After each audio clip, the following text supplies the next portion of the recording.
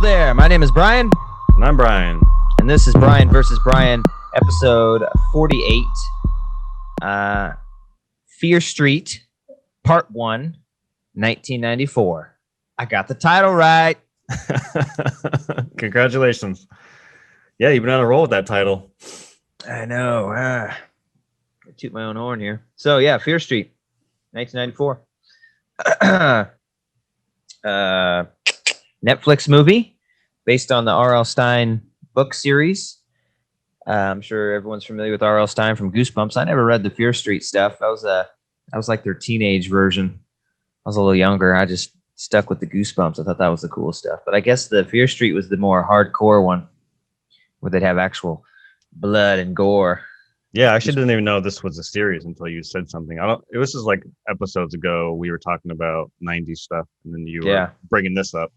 I didn't even know he wrote these. I read a lot of Goosebumps growing up, but I never even heard of Fear Street. Yeah, I still have a pretty good Goosebumps collection of originals. I think I'm missing like 10. And Hastings went out of business, so it's like I couldn't find good used books anywhere. And you never find them anymore at Goodwill. There was a rush ever since the Goosebumps movies. I started collecting before those. But those Jack Black movies made everyone go buy them out of the store. So yeah. I can't find them. But they're cheap on eBay. I could probably get the last 10 I need for like fucking $30. I should complete the set. So it's released on July 2nd. And directed by Leigh Janiak. I don't know who that is. And I can't click on her name. She must not have a history here. I was looking at it earlier. Yeah, I think this is kind of her breakout. I guess she did the Scream series on MTV, which makes a lot of sense. I'm sure we'll get into that. But it's mostly like TV stuff. I never watched that Scream series. I heard good things, but I don't know how it went. I watched it when it premiered, and it fucking pissed me off so much that I haven't watched since. But I think it had to do with the broadcast. Like during the and this came out, I don't know when, I'm taking a stab in the dark, 2015 maybe, when the episode premiered, the pilot. And I remember watching the show, and there was like the what's that called at the bottom when they have text that go across, whatever that is called. That ticker? Yeah. Whatever it is, yeah. And it was just a bunch of like music video stuff and artist stuff, and like all these little things started popping up on the screen, MTV, and it was just like, it felt like one big ad, and I'm like, I can't fucking do this. And it was kind of felt corny, so that was kind of my only introduction to that Scream show. But apparently she worked on that. Yeah, I heard it was okay, but what turned me off was the mask, bro. I saw the mask they were using. I was like, oh, fuck no. Yeah. What the fuck? Why wouldn't you just use a normal one? Yeah. So stupid. I love me some Scream, dude. All right. So we'll just get into it. Starts off. When did it start? Oh, yeah. It started off in the mall, right? That was pretty cool. Starts off. It's got a good little tone going. I'm like, all right. This reminds me of very much Scream. Yeah. Oh, yeah. 100%. And I liked that girl from the beginning. I was disappointed she wasn't there very long. The girl from Stranger Things. Yeah. Like she worked at the ice cream shop with that dude. That girl's pretty Maya sweet. Hawke. I was really happy to see her. She's Uma Thurman and Ethan Hawke's daughter. Oh, really? Yeah. I see it now that you say it. Yeah. Yeah, she's cool. And then it's a very interesting beginning. Set in 1994. And I don't know. I wasn't that old in 1994, but the mall felt to me a little bit more like late 90s, early 2000s mall. Yeah. Like when they went into like the Zoomies, or not Zoomies, but the like Spencer Gifts type of store that I think that guy worked in, and everything's black light and stuff. I feel like all this stuff didn't hit till a little bit later, right? 94. But all right, I still have some nostalgia for the look of it. It was pretty cool. And she's gets hunted by this dude in the skeleton mask, which I think is another nod to like Scream, just somebody who takes a basic already available Halloween costume, and starts using it to murder people. I mean, that Scream ghost costume was available before the movie ever came out, and it was so genius to use that. Yeah. And now you have an iconic like slasher franchise costume already made. You don't got to make it; it's already there. Right. Boom. Right. So yeah, they kind of did that with the skeleton one, and it ended up being like her friend. I thought that was really cool and interesting, like which possesses people in this town every once in a while. So it started off real good, and now it ends up being just the intro, like Scream. Like it ends up being your Drew Barrymore moment where you think it's gonna, oh, Drew Barrymore's in this, nice. Which is weird because I thought the same thing. Which is funny because there's 2 Scream references that I caught. One's a fucking huge one, which it's kind of funny that we watched this movie and Scream is kind of involved because for the first time, believe it or not, as a film guy, believe it or not, yesterday or the day before, I sat down and wrote down my top 10 personal favorite movies of all time, like my 10 favorite movies ever. I've never done that before. I really had to think about it and blah, blah, blah. Anyway, Scream is on that list. Scream is definitely one of my favorite movies of all time. I've seen that movie so many fucking times, and I'll continue watching it. So I know that movie like the back of my hand. And the opening with Drew Barrymore, her death is almost shot for shot in this movie. Like she's running a where she comes behind her, grabs her, and stabs her in the chest, and then he gets on top of her. Like that's like shot for shot in Scream. So I thought that was kind of interesting.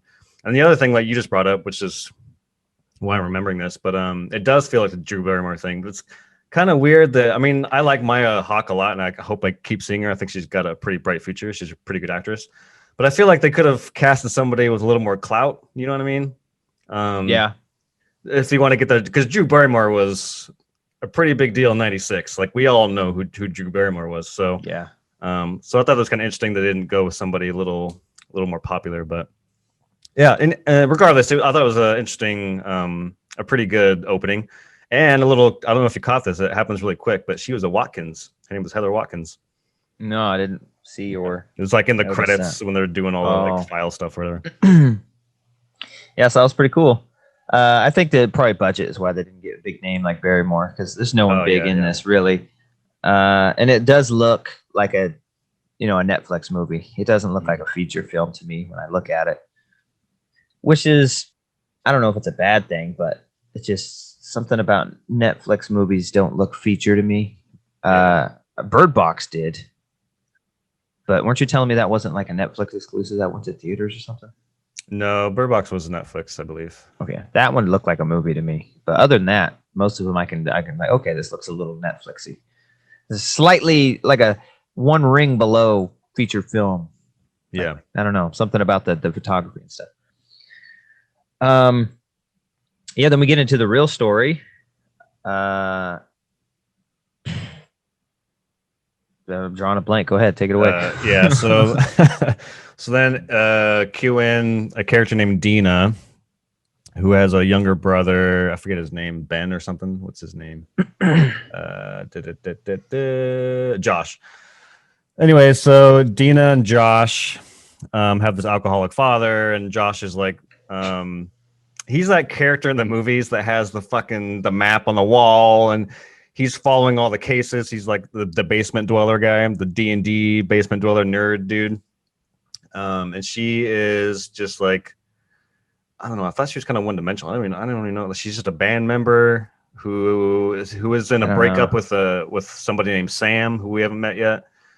And that's basically it. Then they go to school and we meet her friends. And then nothing really happens until all the while, like you said, banging 90s soundtrack.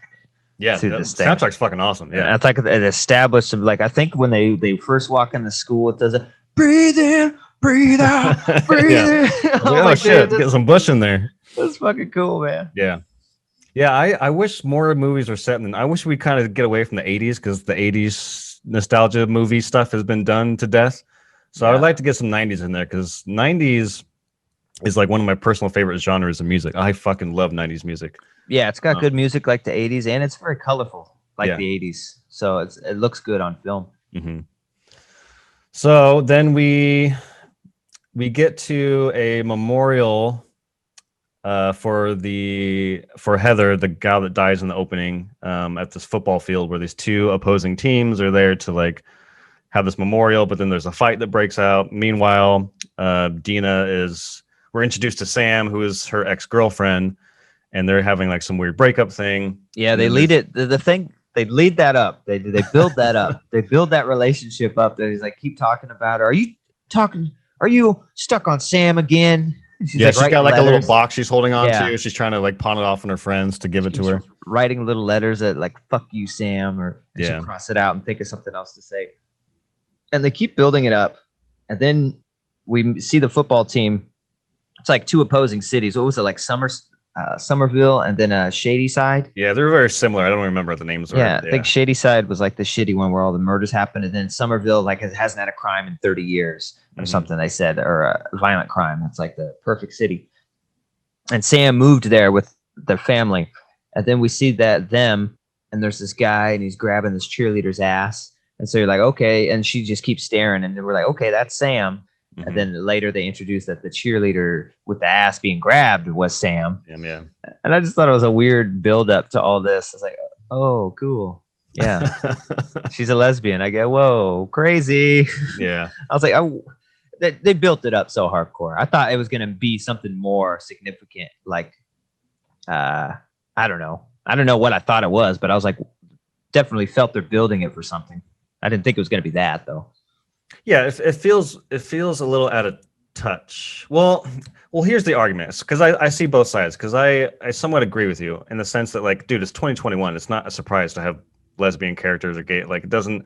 There's no surprise there. Like, oh, like. But I guess in 1994. 1994 is so that's the counter argument, I guess. But that's still, before Ellen came out, yo. But yeah, that didn't bother me too much. But I think their relationship bothered me the most because I don't find any chemistry. But like. Both of them are like these downer characters. Like they're not having fun the whole movie. They just have this stare the whole time. Like there's no chemistry between them. I don't know. What was the main girl's name again? Dina. She's very unlikable. She was hard to like. Every time she speaks, it's just like a bitchy talk and squinting her eyes and this attitude about everything she says. So she was hard to like as the main character. Yeah, I agree. Which I think I was texting you last night while I was cooking, because we were kind of talking a little bit about it last night, and I thought Josh was her little brother was a far more interesting character. Yeah, well, he's on the computer messaging about murder. I like that. They throw a couple red herrings like Scream, like all good horror movies should do. So you think maybe this kid's involved with some kind of murder because he's just on some murder chat line and calling some chick your highness and talking about now. It's like I love the username was like Queen of Air and Fire or some shit. Yeah, and he's like has a blanket draped over the PC when he's typing because I thought he was going to be a little creepier than he was. So then this leads to a fight on the field because some of the like you were saying, the opposing cities are on the football teams of the opposing cities are on this field, and they get into an altercation. There's a big fight that breaks out between them, and then we get to the sunny or Shadyside's bus going back to Shadyside, and the Sam's boyfriend, who is just the fucking one of the quintessential movie dicks for no good reason, because you always got to have one of those. He chases the bus down with his car, and they're throwing shit at the bus. And then Dina throws, what was it, like a water cooler? Yeah, water cooler. Yeah, it's like a Gatorade, giant cooler thing. And they never touched on this to my knowledge, but she gets a nosebleed right before. And I thought that was going to be like a big deal, but I don't think they ever go back to that. But regardless, she throws a water cooler at the back of the bus. It hits the car. Sam and her boyfriend veer off and crash into the woods. And then Sam stumbles out, kind of covered in blood, and she puts her hands in this plot of dirt, like red dirt. And then she like sees a bunch of visions and red and witches and trees and eerie sightings. And then that kind of spawns the rest of the plot. Blair Witch moment right there. She was very hairy. I don't know, like a horse or something. Like a fur. The bitch was crazy. Yeah. Yeah. So it's kind of shallow reason, but yeah, she got out of the car and touched some dirt on accident. Yeah. Which is like, don't you fucking touch my plot of land. Comes after her. And throughout the movie, kind of people's noses bleed when they're like having their possession or whatever, the witch. And yeah, her nose did bleed in the bus, and they never really spoke about it. Or she had no reason to be possessed, though. Yeah. So I don't know. Kind of weird. But I guess getting ahead of ourselves, I mean, maybe we should just, because then we can kind of go through the beats. Basically, the plot for the rest of the movie is that the dirt that Sam kind of disrupts is the burial site of this witch named something Sarah Finn or something like that. And because she disturbed her bones, she put out a curse basically on Sam, and all these other past serial killer people that she's already possessed come and try to haunt or try to kill her. And then for the rest of the movie, they're just trying to protect Sam. Yeah, the skeleton killer was killed in that first scene. Like, he killed the girl on top of her stab, and then a cop comes up behind him and shoots him in the head. And then later on, when the skeleton killer comes to kill all these girls, because he's searching for the Sam who messed up the plot, and they can sense their blood or something. There's some plot line about that. And somehow they rip the mask off, and it reveals they see that it's the kid the murderer from the mall, and he's got a bullet wound in his head. Mm-hmm. And so I thought that was pretty cool. Yeah, I expected that to be like a normal person. Yeah. You know what I mean? A la Scream, like one of their friends or something. Mm-hmm. But that was pretty cool. So make it more Michael Myers and supernatural. Yeah.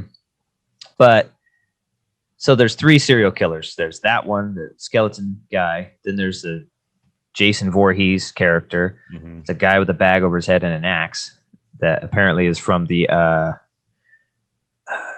camp murders. I forget the name of the camp, but that's going to be part 2. Yeah. And then there's the chick from like the 50s who like slit her wrists. Yeah, 60s or something. Something like that. And so those are the 3. The girl with the razor is not very interesting. Jason is okay, I guess, as a Jason kind of ripoff. They used him the most, kind of, once they really get into it. And then the skeleton guy, I thought was the coolest one, and I was really disappointed that it wasn't kind of like the main thing, which you think it is from the trailer. There's a lot of subversion going on in this movie, and Last Jedi stuff where they, go a different way than you probably thought they were gonna. Hey, now be careful with your Last Jedi shit. So that's just the metaphor now. Last Jedi is a metaphor for how dare you doing the opposite of what people think you're gonna do. So yeah, where does that? Oh yeah, so what's his name? Yeah, Josh.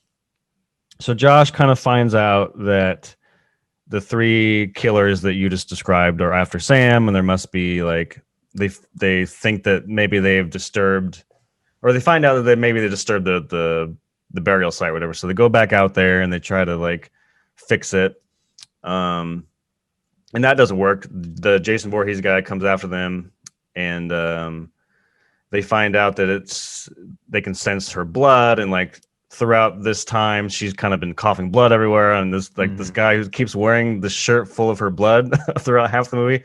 So I like that character. He was one of my favorites. Cool. He was fun. So then they go to their school, the high school, at night, and they have some sort of plan to get rid of all these serial killers, or to destroy them, which I thought was fun. I like when movies have the little montage plan. They did Prodigy, I think, Firestarter, but they had a Prodigy montage where they kind of doing all this stuff around the school, and you're kind of waiting for the trap.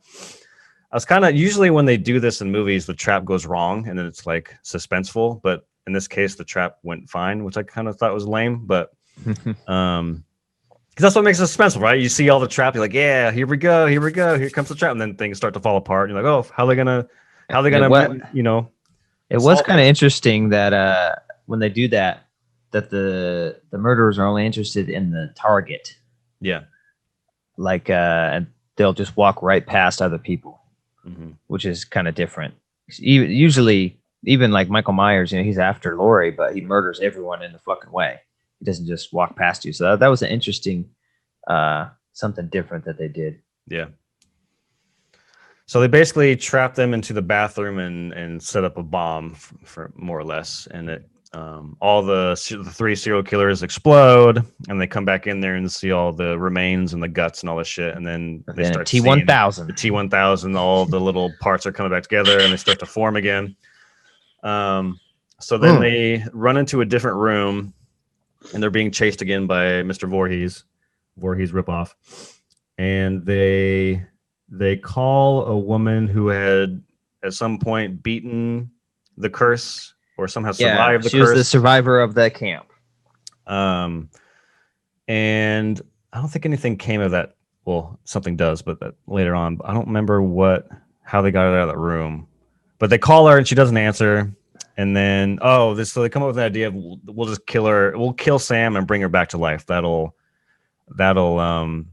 lift the curse, which is kind of weird because, like, yeah, you kill her and then she thinks she's dead, but then when she comes back to life, wouldn't they just come back for her? That doesn't really make a lot of sense, but whatever. So then they're in the grocery store doing the whole plot of trying to figure out how to kill her. Yeah, there's some pretty cool gruesome deaths. It's pretty gruesome, some of the stuff. Yeah, I was not expecting the deaths at the end of the last act. Yeah, especially with that woman. I was like, holy shit. Yeah, the bread slicer, pretty good one. There's some cool stuff. People that you thought maybe were going to live didn't live. Mm-hmm. But yeah, I didn't. The death thing was kind of weird. Like, she ends up just looking like they have this whole set of pills. Like, one of the girls is a drug dealer. People have OD'd and she knows how to OD. It has the perfect, you're going to need to take these 5, then these 4, then these 5 minutes later. It's important you wait 5 minutes. Yeah. Okay. So actually, it was that one guy that I liked that set that up. He reminded me. He had a brother that OD'd or something. Yeah. So he reminded me of. He reminded me of Aaron Johnson. Is that the guy's name? Quicksilver. Yeah. Yeah, I felt like that could have been played by him. Yeah. I felt like a cheap version of him to me. And then he's like the Matthew Lillard character in Scream, the kind of loudmouth, silly guy. This whole thing is very American Horror Story feeling. So they set that up, but then the pills get lost in a fight. They lose them, so they don't have the pills. And then she ends up drowning. Oh yeah, she sees a lobster in a tank at the grocery store. I said, I have an idea. I was like, I didn't get it. What? I thought maybe the girl was allergic to shellfish, and she's like, "We'll have her eat this lobster, and then she'll make sushi real quick, and she'll die." That's really what I thought they were doing. And then all of a sudden, they're near the tank, and then you see the lobster walking down the fucking the aisle with the water trail behind it. And so she just says, "Oh yeah, I'll just drown you in this tank." I was like, "That's a fucking weird thing to do." She just holds her head under until she dies, and then all the monsters disappear. But the original plan was to use the EpiPens, which are adrenaline, to get her back after the pills. But then they drown her and pull her out, and then they're trying to use the EpiPens. They're using 9 of them. I'm like, dude, it's not gonna work. Like, dude, you drown her. Yeah. How about some CPR? Dude, Sarah and I were saying the same thing. We're like, what are you doing? It's like, it's not working. Just keep jabbing her. It's like, dude, she didn't OD. Yeah. Because there's a moment where they use probably 6 of them, and Sarah and I are like, dude. And then there's a moment like, well, I think we lost her. Like, you're not going to try CPR at all. Then she finally does, but it was just like, dude, it took you a while. It's like, have you ever seen a drowning scene in a movie? It's like, I'm not a very smart man, but I know what drowning is. Even Squints knew CPR. Yeah. So then they finally do that, and she comes back, and I like the ending. It's another kind of Scream-esque ending where it's subverting all your expectations.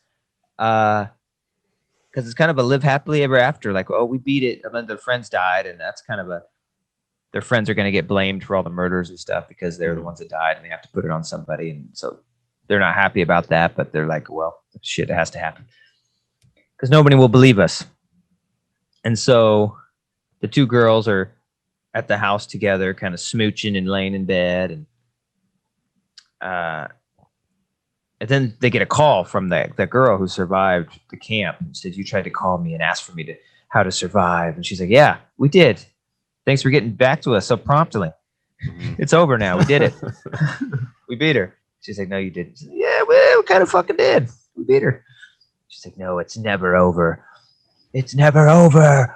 And then, yeah, the girl kind of gets possessed like the first guy did from the mall and stabs her in the stomach and then ends up going crazy.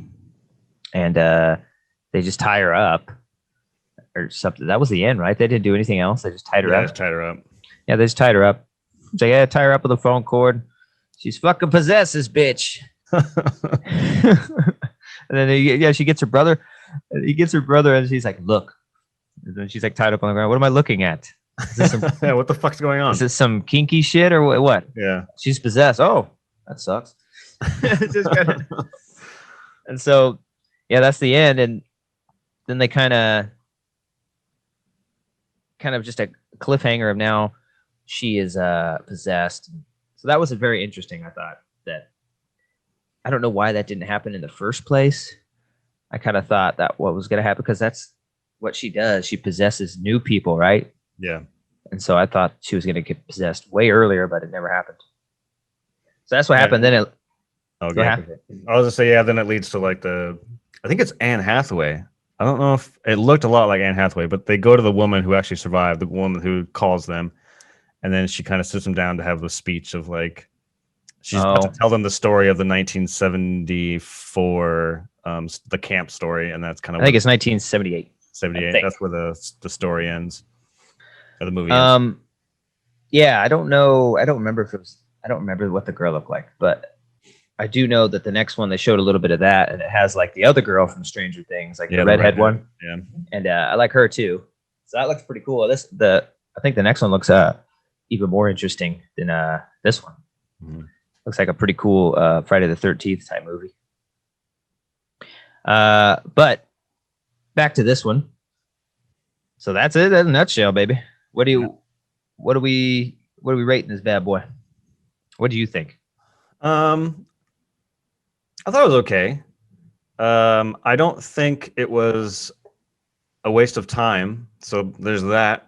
But I don't think it's like in the pantheon of great slasher films, I don't think it's anywhere near as good as some of the best. Yeah. I don't think it's even on the list, but it doesn't mean that it wasn't worth watching. I had some fun with it. There's some fun parts. I think the school was pretty fun. I thought the grocery store stuff was pretty fun. Some of the side characters I liked a lot. Like you said, that one guy was pretty fun. Like there's a moment where in the school there's kind of a montage of some people having sex, and it's kind of implied that he's maybe jerking off. Anyways, all of them come out of the hallway at once, and he's like, "Did you guys bone? Did you guys bone? I fucking boned," or whatever. There's little moments like that that were kind of funny. But I think that a movie always hinges on a lot of things, and one of them it hinges on is the lead character. And I think that Dina's struggle, or whatever I guess Sam's her struggle, but it just wasn't that convincing. I don't think they had any chemistry. I agree with you. I don't think she was a very sympathetic or likable character as a protagonist. Versus when you look at like Sidney Prescott from Scream, she's a sympathetic person you care about. Nightmare on Elm Street, with Nancy. All these characters are relatable teenagers that you can relate with and that are likable. And yeah, I just didn't think Dina was all that likable. So I agree with you there. So yeah, I personally would probably give it a 6 out of 10. All right. Yeah, I'd probably go with a 7. I'll give it a solid 7. I think it was watchable. It did some interesting things that I liked. Very interesting way to do a trilogy, almost like a TV series, but we're doing a movie series, So I thought it was interesting, and it looks like it's going to work pretty well because the second one looks good. It looks more interesting than this one, I think. And then who knows about the 1600 which one? We'll see. But if that one's even as good as the first one, and then the second one's better than the first one, that's a pretty good trilogy. Mm-hmm. That's an interesting way to do it. No one's really done it like this. Friday the 13th kind of did it like this, but never on purpose. They told like generational tales, but it was never set up from the beginning. Like, okay, we're going to have the different eras. So I did like that. So I'll give it a 7. I look forward to the second one. I don't know if we will do a regular episode about it because it's coming out soon. Because if we did that, it'd be 3 weeks of Fear Street. Yeah. But we could maybe. but we'll definitely probably get a review on it because I think it looks interesting. I think it's worth it. Mm-hmm. Do you know if I haven't looked up on this, but do you know if it's a different director in each movie, or do you think it's the same? I do not know. Not that this director was incompetent or anything. I was just curious if they switched it up or anything. I would be surprised if it wasn't different because the second one seems so different to me. But that's just a crazy different setting and era, so it could just be why it looks so different. Mm-hmm. Could be the same. We'll see. But yeah, overall, but decent, worth a watch, man. It looks like the second one's going to get better, so might as well watch this one and get ready for the second one. It's just a very interesting way to do things. So I'm glad that R.L. Stine got a rated R movie series. That's pretty cool. Whoever thought that would happen. The Goosebumps guy. So yeah, would you say 6? Yeah, they got to give it a 6. 6 and a 7. That's pretty good. That's worth a watch. It ain't no waste of time. So go check it out. Tell us what you all think. Today is the 4th of July while we're recording this. So happy 4th of July, y'all. Yeah. I don't know where y'all live, but we're in the Pacific Northwest and it's dry as a motherfucker. So don't burn the place down, please. But yeah. We're almost at 300 subscribers. I think we need 1 more or 2 more. We really appreciate it in our first year. Yeah. Please continue to watch, subscribe, and like the videos. Throw some comments if you would. Yeah, 1 more subscriber. 1 more. We go be there, baby. All right. Thanks, Yag. Thanks for hanging out. Watch the video. Let us know what you think about it. Or the movie. Also watch our video, too. Yeah, happy 4th of July, everybody. All right, take it easy, y'all. Thanks for watching. Yeah, peace.